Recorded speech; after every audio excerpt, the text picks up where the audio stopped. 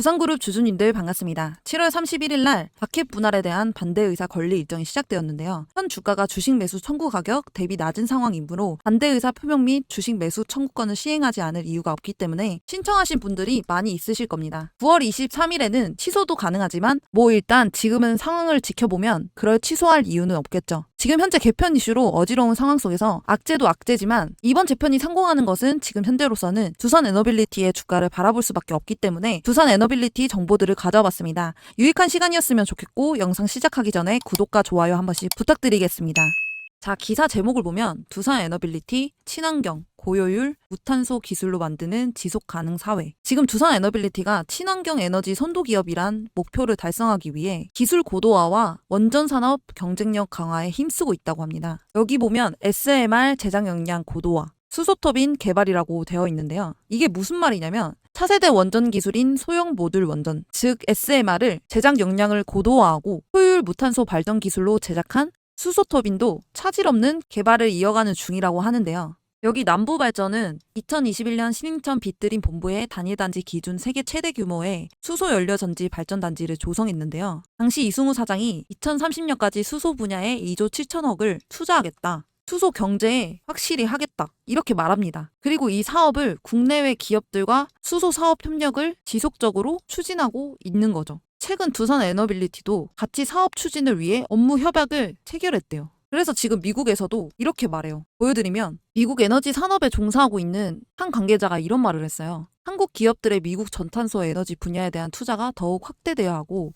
누구보다 미국의 정치 상황을 잘 아는 일본 기업들은 미국 내 저탄소 연료 프로젝트에 대한 투자를 확대하고 있다. 저탄소 프로젝트들이 주류를 이룰 것으로 예상된다. 한국 기업도 서둘러 미국의 관련 사업에 투자해 공급망, 에너지 안보망을 두텁게 할 필요가 있다. 이 관계자가 이렇게 말을 했어요. 그만큼 저탄소 분야에 집중을 해야 되는데요. 미국은 2027년부터 전국에 수소 충전소가 운영되면서 친환경 정책을 준비하여 수소뿐만 아니라 전기 충전, 수소 충전에 인프라를 구축 준비 중에 있어요. 성정 수소를 공급하는 인프라도 구축하며 빠르게 상용화하기 위해 개발을 진행 중입니다. 그래서 제 생각은 장기적 관점에서 원전의 성장 가능성을 보면 분할이라는 변수로 인하여 본질적인 이슈가 묻혀버린 것이 너무나도 아쉽습니다. 분할 이슈가 없었다면 체코 원전 수주 확정에 이렇게 주가가 고꾸라질 수도 없는 건데요. 그래서 우리에게 필요한 것은 시간이고 그 시간 속에 이번에 합병에 대한 소식이 들려왔고 결국에는 이 합병도 잘 넘어서 마무리가 될 겁니다. 지금은 주가에 영향을 주고 있지만 산업 전체 방향을 따라간다면 크게 영향을 주는 건 아니다라고 생각해요. 지금 세계는 에너지를 생산하는 게 중요하고 필요하죠. 그래서 이 에너지를 생산하는 기업이 몇 안 되는 기업 중에 두산에너빌리티라고 생각합니다. 그래서 제가 여러분들을 위해 준비했습니다. 일단 첫 번째로 소통방을 운영하고 있습니다. 여기 들어오시면 어떤 종목들이 있고 어떻게 이 종목들이 이슈가 되고 있는지 뉴스 기사부터 유동성 변화를 한눈에 보실 수 있을 것입니다. 소문만 듣지 마시고 직접 눈으로 확인하셔서 수익 가져가셨으면 좋겠습니다. 그리고 검색기를 알려드릴 건데 예상 종목들을 보여주는 검색기입니다. 주식을 처음 하는 분들 혹은 손실이 있는 분들에게 딱 맞춰진 검색기인데요. 오른쪽 차트를 보면 화살표가 있습니다. 이 화살표는 급등 예상 종목을 알려주는 알림 설정입니다. 언제 매도 매수해야 할 타이밍인지 모르시는 분들을 위해 설정해 놓은 것인데요. 이렇게만 하면 자동으로 알림이 가기 때문에 차트를 매시간 들여다보지 않아도 되는 검색기입니다. 참고로 제가 알려드리는 소통방과 검색기는 무료로 알려드리고 있으니 돈 들까봐 걱정 마시고 편하게 받아서 쓰시기 바랍니다. 실제로 저한테 받아서 쓰셨던 분들은 충분히 만족할 만한 수익 벌어가고 있습니다. 주린이 분들이나 손실이 많으신 분들한테 정말 추천드리고 있으니 써보기도 전에 의심하지 마시고 써보시고 아니다 싶으시면 삭제를 하던 지우시던 하시면 됩니다. 검색기 같은 경우에는 설명서까지 같이 알려드리고 있습니다. 주린이 분들도 5분이면 적용하기 때문에 크게 걱정하지 않으셔도 됩니다. 지금부터 이 검색기 소통방 받아가시는 방법 알려드릴 텐데 상단에 제 개인 번호 010-4189-8678번호로 소통이라고 두 글자 문자 보내주시면 보내주신 모든 분들께 알려드리고 있으니 많은 참여 부탁드립니다. 자, 기사를 한번 보면 지금 현재 두산그룹 합병 이슈로 두산그룹 구조 개편 변수는 금감원 2차 정정 요구 여부 분수령 한번 살펴보면 두산 측이 당국의 보완 요구를 반영한 정정 신고서 제출을 준비하는 가운데 주주들의 거센 반발 속 금감원의 두 번째 정정 요구 여부가 첫 분수령이 될 전망이다. 두산그룹은 금감원의 정정 요구 사항을 반영해 증권 신고서를 보완한 뒤 제출할 예정으로 알려졌다. 정정 신고서 제출 요구를 받은 회사는 3개월 이내에 내용을 수정한 정정 신고서를 제출해야 한다. 안건은 정정신고서를 받아든 금융당국이 한 차례 더 정정 요구를 할지 여부다. 다만 금융당국으로선 올해 들어 정부가 강하게 추진했던 기업 밸류업 정책에 역행한다는 비판이 거세 가볍게 여길 수 없는 사안이다. 이 경우 당국 재량으로 여러 차례 증권신고서를 반려할 수 있다. 만약 금감원의 심사를 통과한다면 9월에서 10월 예정된 주주총회와 주식 매수 청구권 행사를 할 수 있는데요. 이 제도는 부당, 불공정한 분할, 합병, 영업 양도에 반대하는 소액 주주님들의 보호장치로 다수의 의사로 회사를 이끌어 나가지만 반대하는 군소주주에 대하여는 금전상의 불이익이 없도록 회사가 공정한 가격으로 이들의 보유 주식을 매수하도록 의무화한 제도인데요. 주식 매수 청구권을 통해 투자금을 돌려받을 수는 있지만 이때 주식 매수 청구 금액은 매수가가 아닌 거래되는 시가를 통해 정해지기 때문에 손실을 확정지어야 할 가능성도 있습니다. 주식 매수 청구권이 얼마나 행사될지도 관전 포인트인데요. 이번 분할 합병에 반대하는 주주님들은 주식 매수 청구권을 쓰면 되는데 분할 합병을 진행하는 3개 회사 두산 에너빌리티, 두산 로보틱스, 두산 바켓을 반대 주식을 사들이고 소각할 예정입니다. 권리 주주 확정은 오늘 29일입니다. 9월 25일부터 10월 15일까지 주식 매수 청구권을 행사할 수 있습니다. 권리 주주님들의 청구권을 행사하지 않고 팔고 나가더라도 그 주식을 산 사람에게는 청구권이 없으니 주의하셔야 됩니다. 그리고 여기 보시면 원전, SMR, 가스터빈 30% 더 성장, 바켓 때는 두산 에너빌 분할을 기회로 봐야 된다. 이와 같은 긍정적인 기사는 나왔지만 당연히 시간이 지나면 올라갈 수는 있겠죠. 그런데 당장 주가는 좋지가 않습니다. 이런 뉴스가 나와도 우리 주주님들은 중요한 게 아니란 말이에요. 지금 마음이 좋지가 않은데 두산 에너빌리티가 앞으로 좋아지는 것에 대해서는 좋은데요. 그렇지만 저도 그렇고 우리 주주님들도 바켓이 에너빌리티의 자회사로 있으면 훨씬 더 좋단 말이에요.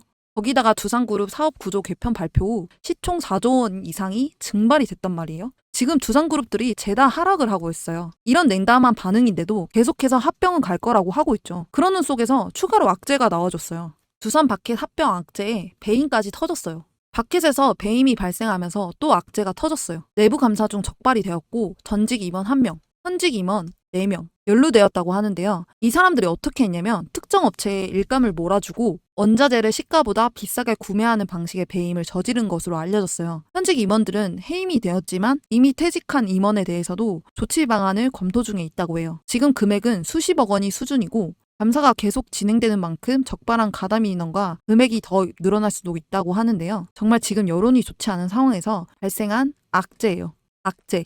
여기 보면 두산 바켓, 로보틱스 합병의 예정대로 간다. 시장가치 밸류업 확신하고 내린 결정이다. 시장평가에 맡기겠다면서 지금 그대로 버팅기고 있는 상황이라고 밖에 생각이 들지 않습니다. 주주님들은 알고 계시는 상황이지만 자세하게 상황을 잘 모르시는 분들을 위해 말씀을 드리자면 적자를 내는 기업인 두산 로보틱스가 현금 창출을 잘해주는 기업인 두산 바켓을 인수 합병한다는 거예요. 그러면서 두산 바켓을 상장 폐지한다는 거죠. 거기다가 두산 에너빌리티 산하에 있는 게 두산 바켓인데요. 그걸 두산 로보틱스로 변경을 한다는 거예요. 그럼 투자한 주주님들 권리를 강제로 청산을 한다는 거잖아요. 그러면서 두산 바켓 주주님들에게 보유한 주식 1주당 0.63을 받으라는 거예요. 그래서 주주님들이 반발을 했더니 그대로 합병 비율로 유지하며 가겠다라고 하는 거죠. 지금 매년 두산 바켓은 올해 2분기 영업이익 2,395억 원, 매출은 2조 2,366억으로 두산그룹의 안정적인 현금 창출원이었는데 거기다가 지난해에는 매출액 10조 원 가까이 실적을 낸 기업이었는데 반대인 로보티스는 530억 원에 매년 영업 손실을 기록하고 있는데 그래서 지금 최근에 금융감독원이 두산 로보틱스 합병 주식의 포괄적 교환 이전 증권 신고서를 정정 요구하겠다고 공시를 했어요. 왜 정정 요구했냐면 주주님들에게 충분한 정보가 제공이 되도록 구조 개편과 관련한 배경, 주주 가치에 대한 결정 내용 수익성과 재무 안정성에 발생할 수 있는 위험 등에 대해 구체적으로 설명하고 보완하는 차원에서 정정을 하라고 했는데 들리는 이야기로 지금 주주님들의 불만도 크게 제기되고 있는 상황이고 정치권에서도 언급이 나오는 상태라서 금감원이 합병 비율을 들여다봤을 가능성이 크다는 이야기가 나오고 있는데요. 이 합병 비율이 말도 안 되는 게 두산그룹 재편안을 보면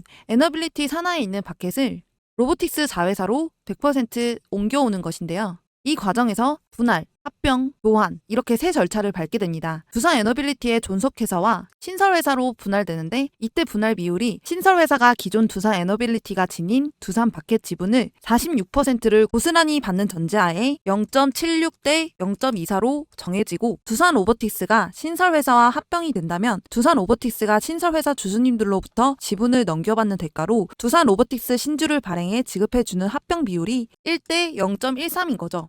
그리고 두산 바켓의 자녀 지분은 54%를 보유한 일반 주주님들과 포괄적 주식 교환을 거치는 것인데요. 또다시 두산 로보틱스의 신주를 발행해서 교환하는데 이 교환 비율이 1대 0.63으로 책정된 것이죠. 예를 들어 만약 두산 에너빌리티 주주님께서 100주를 소유하고 계신다면 두산 에너빌리티 주식 76주와 신설법인 주식 24주를 갖게 되는 건데요. 그리고 이후 합병하게 되면 신설법인 24주를 로보틱스에게 넘기고 두산 로보틱스로부터 3주, 24주 곱하기 0.13 가량을 받게 되는 겁니다. 그리고 두산 바켓 주주님이 만약 100주를 가지고 계시면 두산 바켓 주식을 모두 넘기고 두산 로보틱스 주식 63주를 받게 되는 겁니다. 이렇게 돼버리니 말도 안 되는 거죠. 주주님들이 열받을 수밖에 없는 구조인 거죠. 그래도 지금 현재 조금만의 희망은 있는데요. 과거에 금감원의 정정 요청을 받고 합병 비율을 소액 주주에게 유리하게 바꾼 경우가 있다고 합니다. 물론 합병을 안 하는 게 좋기는 하지만 만약에 혹시나 합병이 이뤄진다면 그래도 유리하게 받는 게 좋으시잖아요. 예전에 현대오토에버도 2021년 계열사인 현대 MN소프트를 합병하는 과정에서 금감원으로부터 2차례 정정 요구를 받고 합병 비율을 고쳤다고 하는데요. 당시 현대 MN소프트 소액 주주들은 지금의 두산 사례와 마찬가지로 대주주에게 유리하다고 주장을 해왔어요. 그래서 결국 현대오토에버와 현대 MN소프트 합병 비율은 원래 1대 0.98인데 주주님들에게 유리하게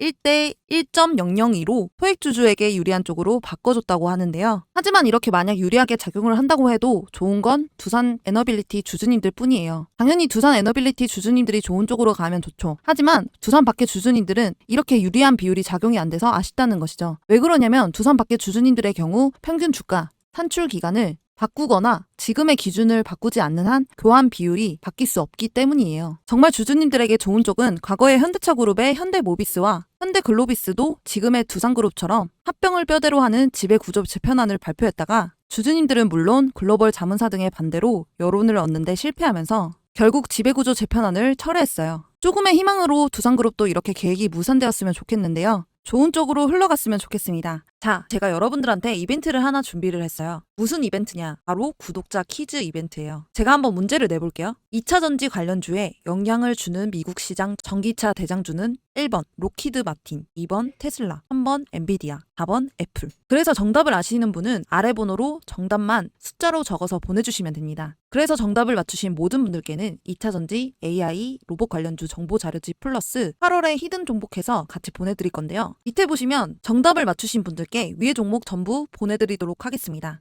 자, 그러면 2차 전지 AI 로봇 관련주 정보 자료집은 어떤 것인지 알고 계시지만 8월에 히든 종목은 어떤 건지 모르시는 분들을 위해 알려드릴게요. 잠시 보여드리면서 설명을 드리자면 이 히든 종목을 황금 매집주라고 불러요. 왜 황금 매집주라고 그러냐면 짧게는 몇 년이지만 길게는 10년 이상 움직임이 없는 종목을 말해요. 그러다가 언제 이렇게 움직임이 없는 이런 식으로 매집봉이 하나 떠오르는데요. 이게 바로 전형적인 세력들의 매집의 흔적들입니다. 그러면 매집봉이 떠오르면 주가는 미친 듯이 상승을 하게 되는데요. 바로 이런 게 히든 종목이에요. 아까 말씀드린 것처럼 황금 매집주. 그렇기 때문에 이 황금 매집주는 발굴하기도 너무 어렵고 찾아내기도 너무 까다로워서 주주님들이 잘 못 찾으실 거예요. 그래서 수익이 많이 나시는 분들 같은 경우는 차트도 볼 줄 알고 몇십 년 동안 경력을 가져 경험과 노하우를 바탕으로 차트 분석을 하시는 분들이라 수익이 나지만 그 이외 주린이 분들이시거나 주식을 처음 접하시는 분들, 주식할 시간이 없는 직장인 분들, 차트를 계속 앉아서 볼 수 없는 분들은 분석하기도 어렵고 공부를 해야 할 시간도 없어요. 이런 분들 같은 경우에 이런 히든 종목 받아가셔서 남부럽지 않게 수익 낼 거니까 너무 힘들어하지 마시고 저와 함께 주주님들의 원금 회복을 넘어서 최소 10배에서 많게는 30배까지도 엄청난 수익률 나올 수 있도록 제가 찾아서 알려드리고 도와드릴게요. 정말 이렇게 눈으로 보시고도 주주님들이 받아가시지 않을 수는 없겠죠. 그래서 제가 하는 구독자 이벤트 여기에 010-4189-8678 번호로 정답을 보내주셔서 맞추신 분들에게는 히든 종목과 정보 자료를 전부 다 드리고 있으니까 100% 무료로 얼른 받아가세요. 오늘도 시청해주셔서 감사합니다. 더 알차고 유익한 정보를 갖고 오도록 하겠습니다.